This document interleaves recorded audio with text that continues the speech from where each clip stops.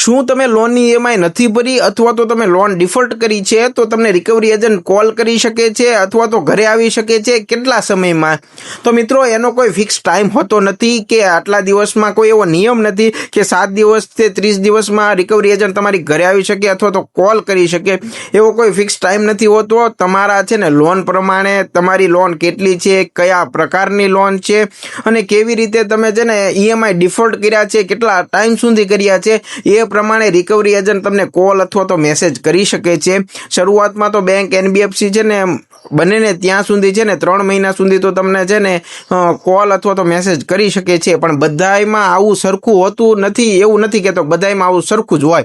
બધાયની પરિસ્થિતિ અલગ અલગ, ટાઈમ અને અલગ અલગ લોનની છે ને પ્રક્રિયા, પ્રોસેસ અલગ અલગ હોય છે. એટલે એ તમારે જાણવાનું રહેશે.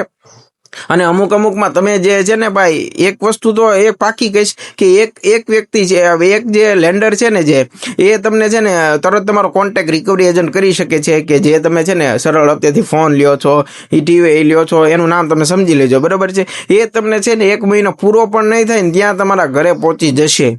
એ વાતનું ખાસ ધ્યાન રાખજો. એટલે છે ને પણ એનાથી બીવાનું નથી. એની સાથે કેવી રીતે વાત કરવી, શું કરવું, એ આપણે નેક્સ્ટ પાર્ટમાં જાણીશું. જો છે ને આ વિડીયોમાં 50 કોમેન્ટ આવશે ને કે સમજાવો તો હું જરૂરથી એ વિડીયો બનાવીશું. તો વિડીયો ગમે તો એક લાઇક અને શેર જરૂરથી કરજો. અને આવી જ માહિતી માટે મોટા ભાઈ ફાઇનાન્સ ચેનલને સબસ્ક્રાઈબ